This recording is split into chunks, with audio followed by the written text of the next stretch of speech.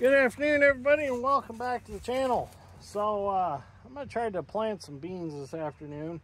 I got rained out last night. This is actually my my third day of planting beans, and I got up until this point I got about 120 acres planted because of the rain and things happening in between, which I've just not hit my stride yet on planting. I should be getting 100 acres a day, 100 to 120 a day with no problem, but with the way the weather's been, it's just been a fight lately. So we do have some corn in the ground at this point. We got about 75 acres of corn planted. So usually around this time we're about half done with everything, but due to the weather and everything that's been going on, it's just been a rough spring so far. So anyways, I've been having some trouble. I got some row units that are giving me fits. I've had to replace brushes in a couple of them. Number one here needs a new brush in it. It's been kind of a chain reaction. The brushes are $111 a piece for these radial bean meters times 23. So I've been kind of only replacing them as they happen because it'd be very expensive to replace them all at once. And I think that there's some in this planter that are newer than others, because what it seems like to me, it's the opposite of what you would think. You would think when the brush goes bad, the meter would really start putting out beans, but it's the opposite. When the brush goes bad, it seems like the meter doesn't put out as much soybeans as it should. So we got row unit number one here that's been giving me fits. The beans have been getting bound up in it, and it's doing the same thing that the other one was doing. Low population, binding up, just being really miserable. So I'm going to go ahead, I'll show you how you change the brushes in these radial bean meters, and then we'll watch it on the monitor and see if it takes it from 123,000 back up to about, I've got the planter set for about 156,000 population. So as long as we're somewhere close to that, that'll tell us if the brush being junk was causing it to seed less. So with a new brush in it, if my theory is correct, it will seed the proper rate or close to it. So I'm gonna finish scooping these beans out, got them all out. It's always helpful to carry a tote with you and a scooper, or a really good shop vac that'll hold a large amount of soybeans.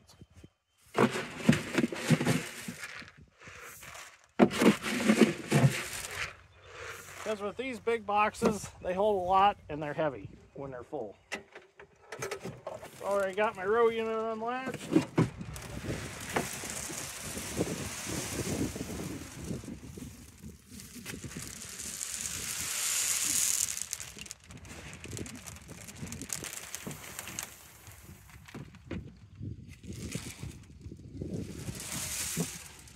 Don't mind all the mud all over the planter. Been planting in some pretty wet conditions. Alright, so we got our bean meter here. I'll get it up here where we can see it better.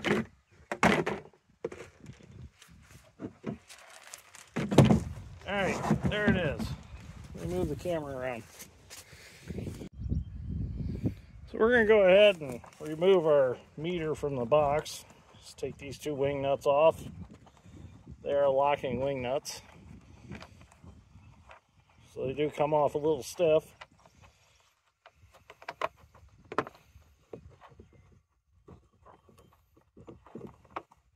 Also want to check that, make sure the springs work each way. Sometimes the springs break and it'll pull it one way and then it won't drive properly.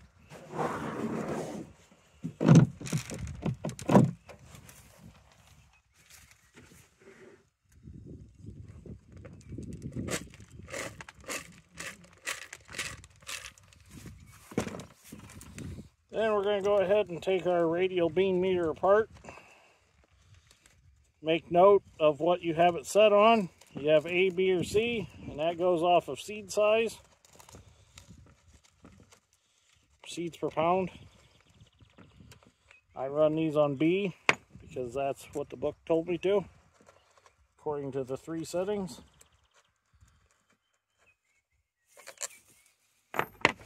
Get those off.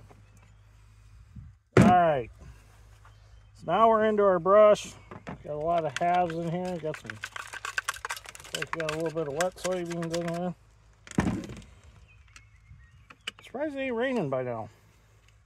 Seems like every day it's been raining by now. So we got to take this Phillips screw out.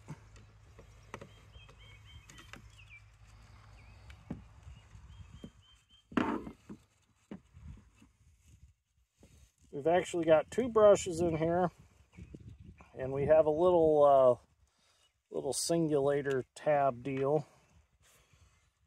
So all you gotta do, take that screw out, move that over, that comes out. We've got that new. We have one of our old brushes, lay that the way it came out, and lay that singulator tab or whatever they call it, so you know how it came out. Then on the back sides, you have two tabs you push. That allows that ring to come out. There is a tab here at the bottom. That one will just pop out on its own. So as you can see, that's our old brush. I mean, it's virtually gone right there. It's not very good right there. Here is a new brush in comparison. You see the big difference in them.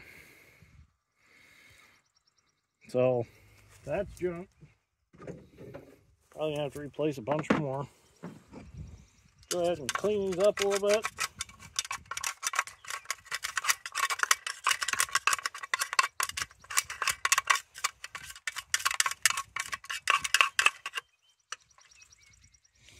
Now I do have soap and water on the truck. I highly recommend bringing soap and water with you. Now we're just going to simply snap our new brush right in our meter housing. Just like so. Simple as that. Then we will get our little flipper doodle here. We'll snap it back where it belongs. Like so. And our brush goes back in like that. Right in there somehow. Get our new plastic piece in there.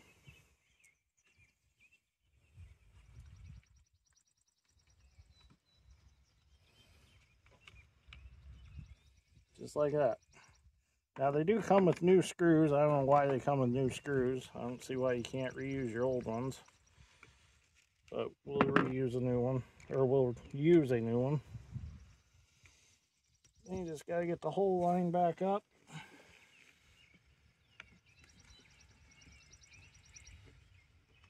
Well, I don't know why. There we go. Oops.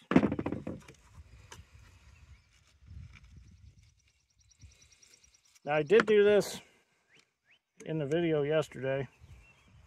I thought, you know what? I should do just a video on taking these meters apart and putting them back together.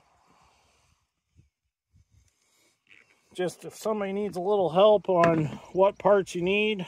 So essentially, you need 3 parts. The main big brush, this small brush, and this deal right here. These little brushes come in sets of 4. These plastic pieces, well, these pieces right here with new screws, they come in sets of 2. And then the brush comes all by itself. So now, we'll simply throw our meter back in. Let's get it back in there. Get it back on B where it belongs. Get our wing nuts put back on.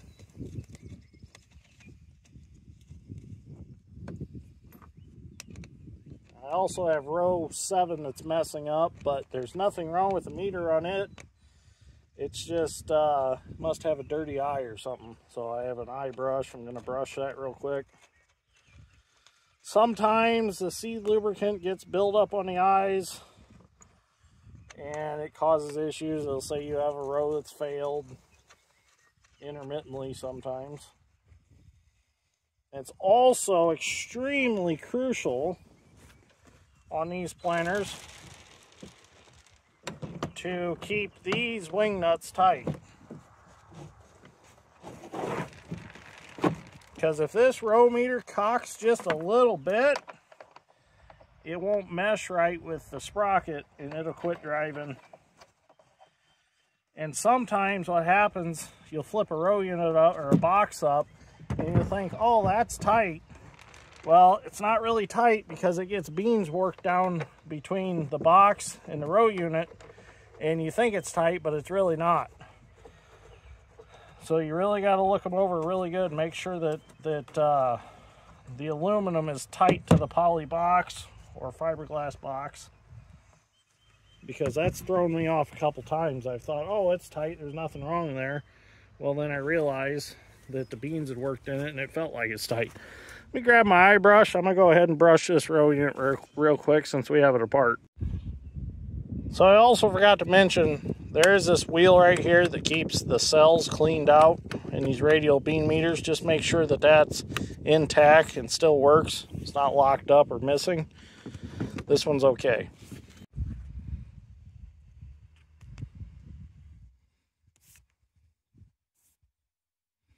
Well, we'll get this box thrown back on.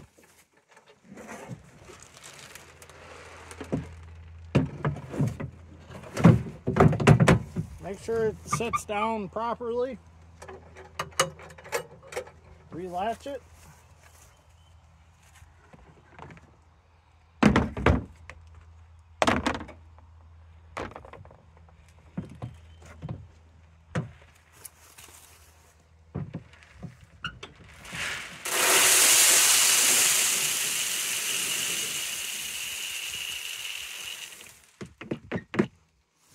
We're ready to go back to planting.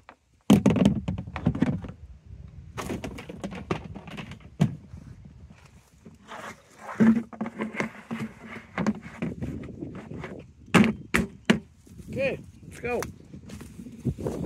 Well, I got started planting, got my ends planted on this field, and I decided we'll see what our row number one's doing. Look at that, 155.8.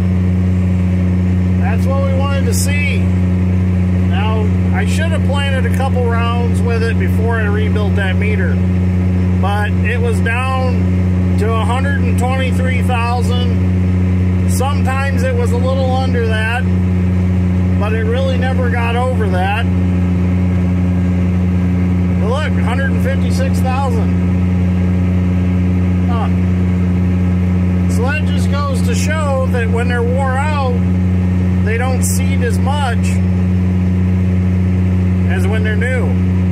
So it's the opposite of what you think. I would have thought that they would seed more being worn, because I had thought that the beans would just come out of there easily without the brushes. Definitely interesting. Well, so far so good. No issues with row number one. Still seeding the way it should. All the rest of them are doing real good. So we do have some wet spots in this field we're in now. Got one coming up here. I think I'm going to have to go around it. I don't think I'm going to make it through it.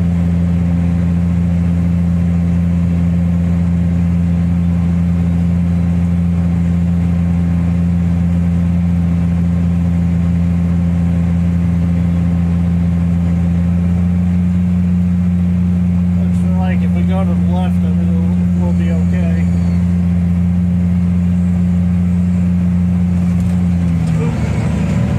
Got some tracks through it. Yeah, maybe I didn't go left far enough.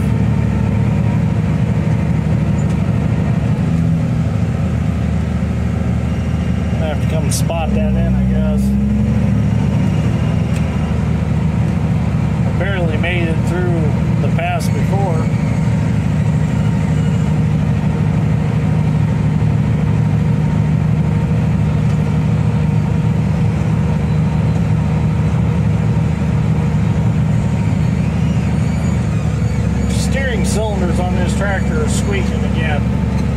they're not greasable.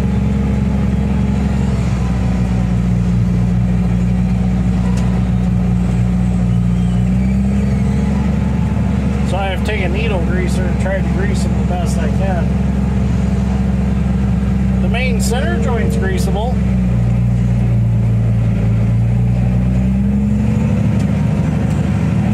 But not the ends of the cylinders.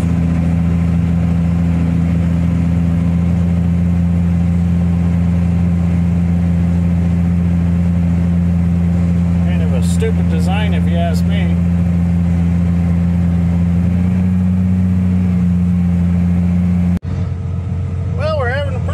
So far, so we got these fields all finished up. Now we're going to head to the next one. We'll go ahead and put our planter in transport. Unlock our hitch here, just like so.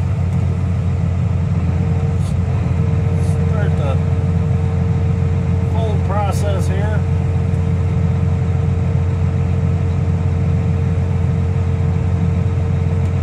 Lower the hitch down a little bit. It's a little soft here. This might be I'll have to pull up just a little bit and help it. There we go. There we go. Go ahead and pick our hitch up more. Do our wing wheels, suck them up, not too far. There we go. Now we're ready to move on to the next field. So we made it to the next farm here, and this is a whopping 9.8 acres. It won't take us very long to do this one.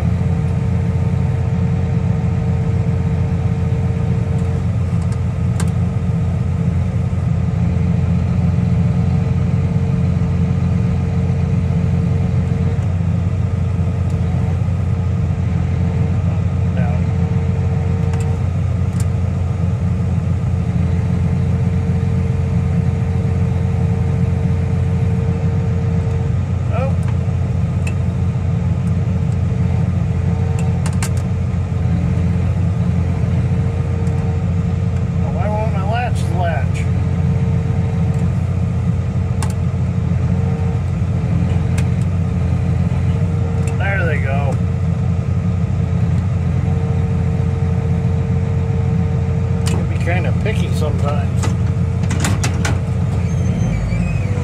Back in this corner back here and get started.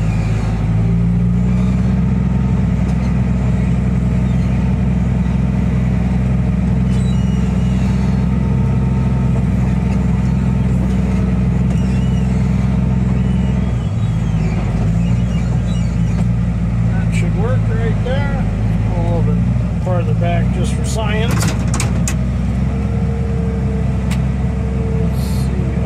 Switch my back to plant.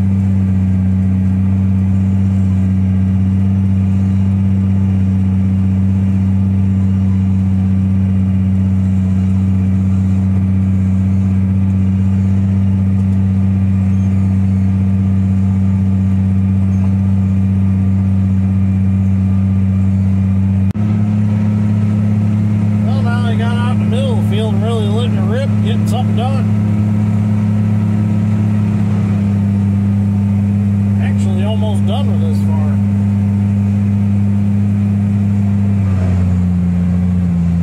This will probably be it for tonight.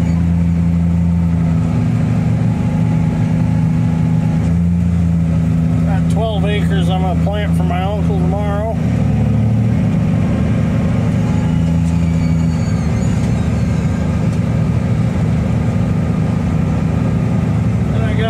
Other farms that are fairly close, and then I'm headed to Francisville and Madeiryville.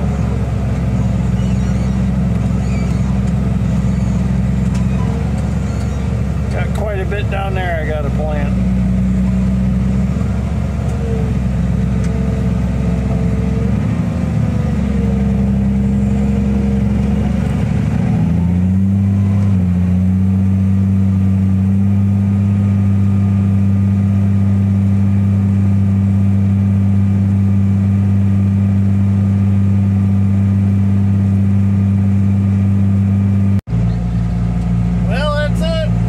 With this place, that's gonna be it for tonight. We'll start again tomorrow. So thank you for watching, greatly appreciate it. See you all in the next one. Have a good evening.